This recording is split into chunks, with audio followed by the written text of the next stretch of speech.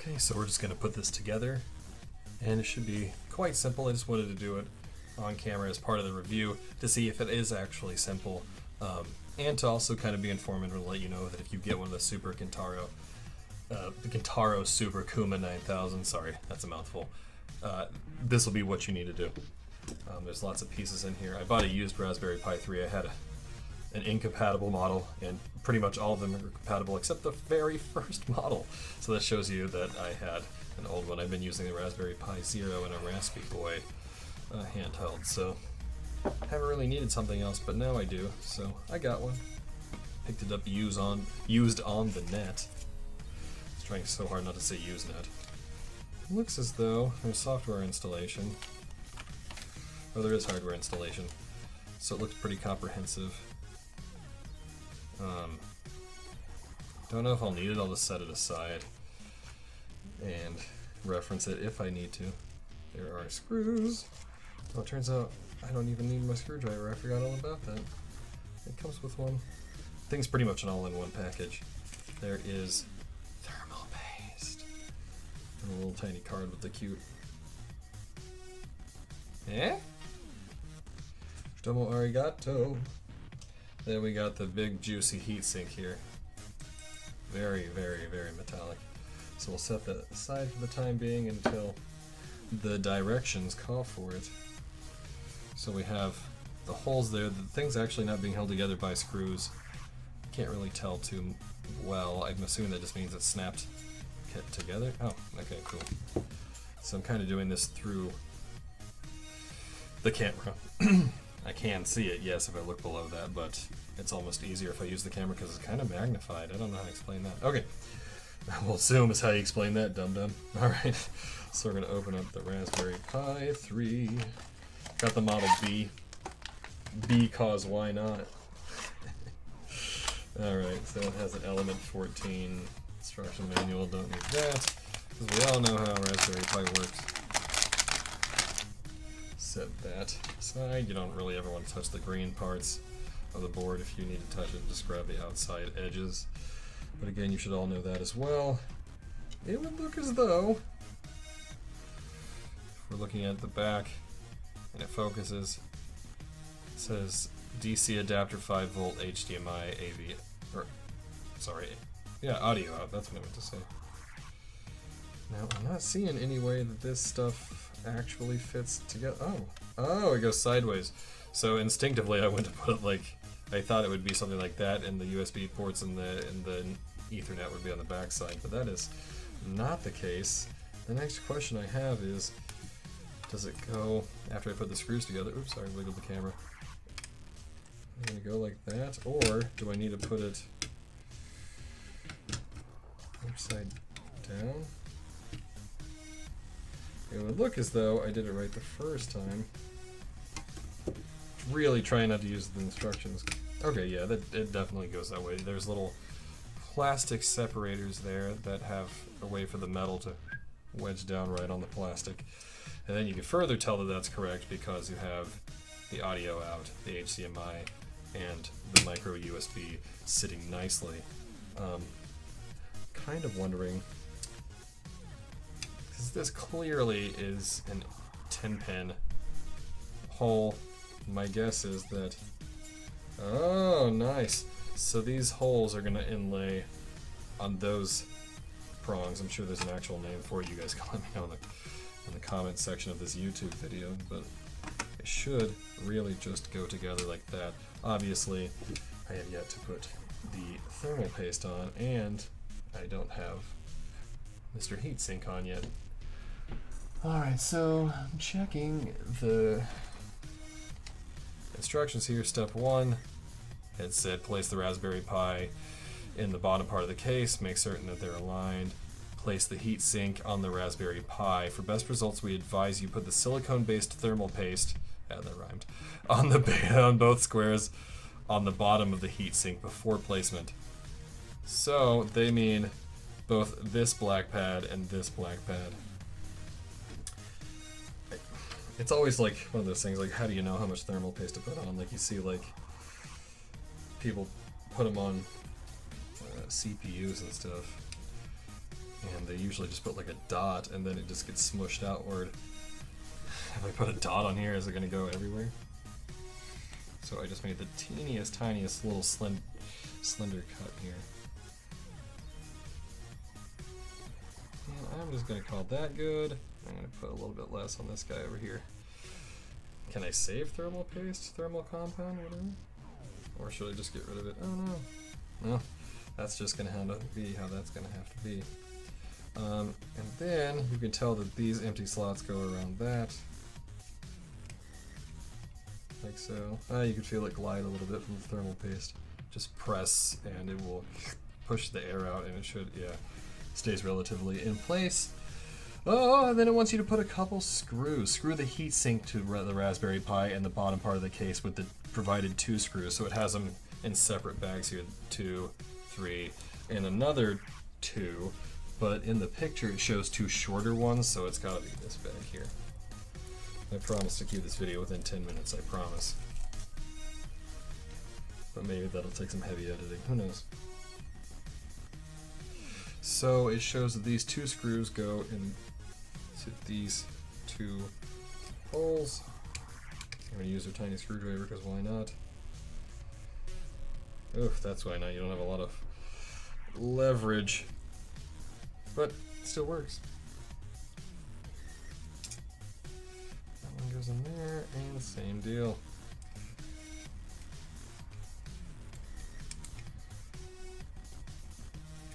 Don't know. Gives you a little bit more wiggle room there. Just going back and forth to really make certain that it stays in, but I don't want this side to pop up or anything. Okay, that sounds about tight enough. I'm assuming you want it to be snug and not potentially break the circuit board, the PCB, whatever you'd like to call it. Okay, and then the next step says place the top part of the case on the bottom part of the case, including the Raspberry Pi and the heatsink. Be cautious. Place the top part of the case in a vertical line. I think they mean like parallel, like not like. Oh, it's got like a nice weight to it now. I'm just trying to wiggle it together because I don't want to do anything bad bonkers to it. Yes, I just came up with the phrase bad bonkers. Oh, I don't know if this is fitting with the heatsink. I do something like that maybe first. It is really having a hard time fitting. Maybe that's why you screw the heatsink down, but like I swear on everything, you guys heard it snap. Like the controller, not the controller, the screwdriver twisted in place. It's as far down as it can go. Yeah, I can't really turn those anymore now without stripping something. This one I can, but I don't think that half turn is going to make a whole lot of difference. And these guys matter too. Jeez Louise, was this like this before I put this together? You could see that there's a gap above all of those things. And I'm really, like, it doesn't make any sense because it's fine here. And it's fine up here. I mean, the screws are going to keep that aligned, but back here, I mean, even when the plastic, that's crazy. Now I can't quite see. Let me check it in the light. It'll be one real quick thing. I just think that the heatsink is too tall. But I mean, surely. Oh, what the heck? Hold on, let me check the. Oh, I put the screws on the wrong end. Okay, so that explains it. So it's not like the screws couldn't go in here, but they should go over here. Dang it, I have less than a minute to keep this within 10 minutes. Don't worry, it will be heavily edited. That still doesn't explain why this side of the board, like, that's not going to do anything. Like, I just, you know what I mean? Like, it's not going to save the day, I don't think, in that little few, few millimeters of space. Well, hey, you can tell that the paste looked good. I don't know if me lifting it back up does anything to hurt it. I can't imagine that's the case. Raspberry Pi barely needs one. It's not like I'm going to overclock this thing. But, you know, it doesn't hurt. Of course it does hurt if I can't make that thing close because it's in the way, but... Let's try this.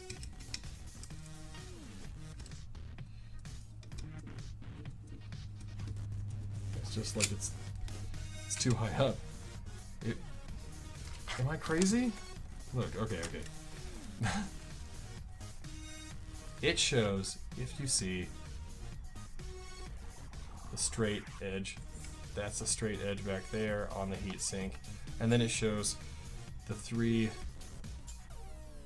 major indentions, and those are those same major indentions. Yes, am I crazy? Yeah, okay, so then it actually shows that you face those major indentions, not towards the the plugs that they exactly go around, but towards these. That doesn't make any sense. But see, so it's insinuating that I put the screws through there, which goes in here, but that doesn't make any sense because that side doesn't. It would literally be like if I did this and put it down. See, it just doesn't work anyway, and then screwed that in place. That's what the actual picture is showing. The problem is, these holes, I feel like they did something wrong here. These holes are nice and big. I can't really show you too well because of the lighting. Hold on, let me see if I can get this light source to work. Light source.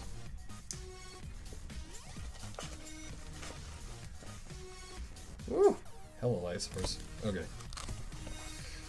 So you can see that these holes are much larger than those back holes are. I can easily put the screws through that hole, but it goes like the actual screw. Maybe I'm supposed to use the longer screws? God, maybe that's where the picture messed up. I just can't imagine that that's the case. I mean, I'll just try it. See, now it's nice and confusing, right? I'm going to set the light source back aside because it's not really necessary. There's plenty of lighting otherwise. Okay, so we're going to go ahead and try to set these two dudes aside and go with this one instead. I promise we'll be done within 15 minutes. Do it this way. Well, they fit.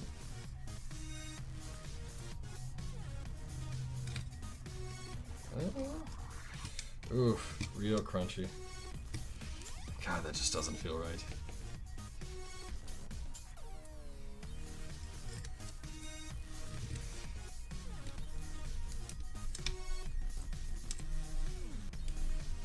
So like no torque using this teeny tiny little screwdriver. I mean, it's great that they added it in there, but where's the one that actually got out?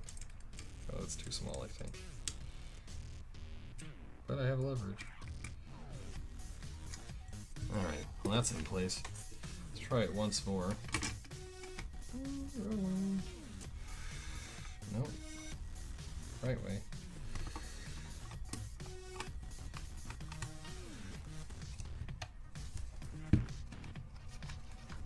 Oh my god, it actually worked. Not gonna question it, just gonna keep putting it together. Okay, so now it shows. Oh, it's insinuating that I use all 4 screws, but that just really doesn't make any sense. Because it says, Jesus, it's really confusing. It says screw the heatsink to the Raspberry Pi in the bottom part of the case with the 2 provided screws, and then place the top part of the case on the bottom part of the case, including the Raspberry Pi and heatsink. Be cautious. Put the top part of the case in a vertical line, and then it goes on to say, screw the case together by using the 4 screws into the holes on the bottom of the case. That's great. So why do I have 2 extra screws that go nowhere? Did they just not mention these 2 screws? These 2 screws couldn't possibly go in here because I just put them in and they came right, or they didn't come out. Oh, maybe they're just to hold the board in place. And okay. No, I'm actually getting it, but they don't. Yeah, they don't mention these 2. Yeah, they don't mention these extra 2 screws. I'm assuming that they have it like in one of those nice 5-step formats, and then you like realize they just took some shortcuts. They just want to make it seem simple. Just give us the 6th step to not confuse us, you know what I mean?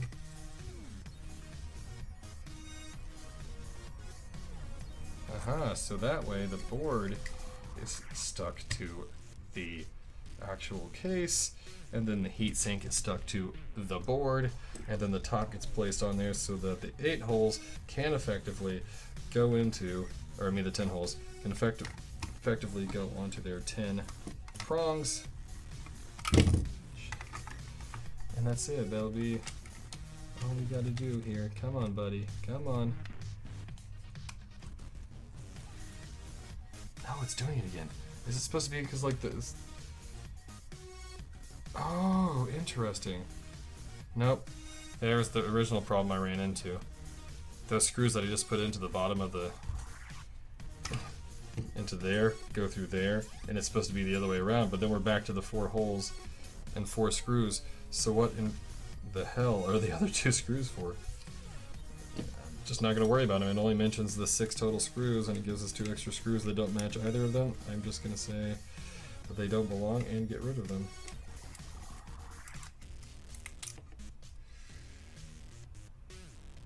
Yeah, I don't know. Unless it's supposed to be like to give you some extra screws for these, just in case you like happen to disassemble it and you need 2 more screws. They look really similar to those.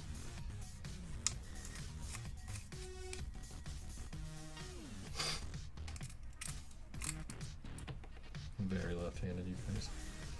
Now we should see some effects, as these 2 will now be able to go into these holes instead of screws being there in those holes. Hot dog. Okay.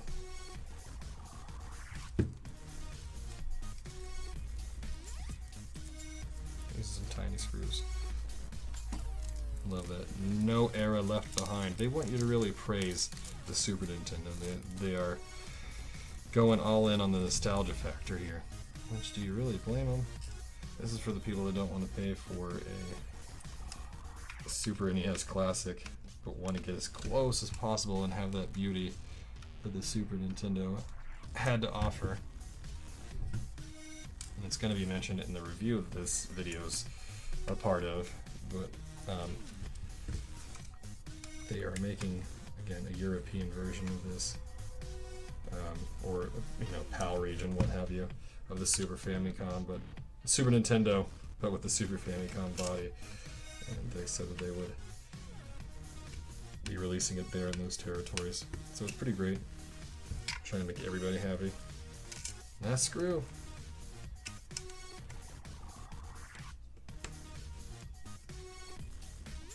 I'm almost going double the runtime I wanted to.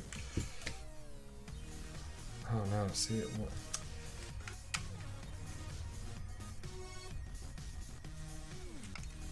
He's doing that. I swear on everything I have that screw in as tight as I can make it.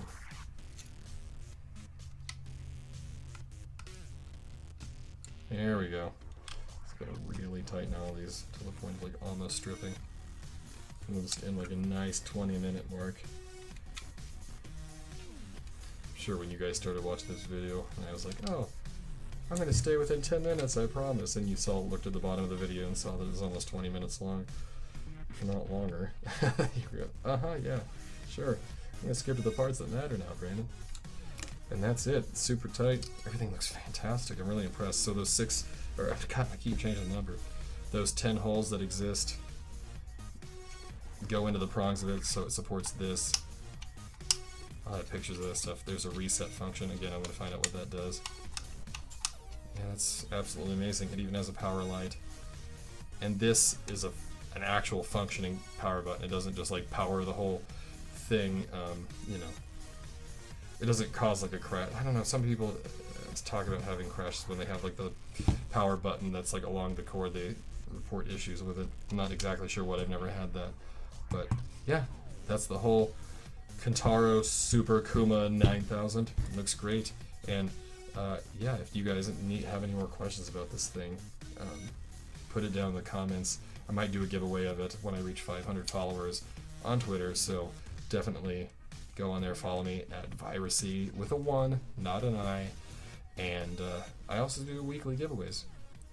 And that is that. Have a good day.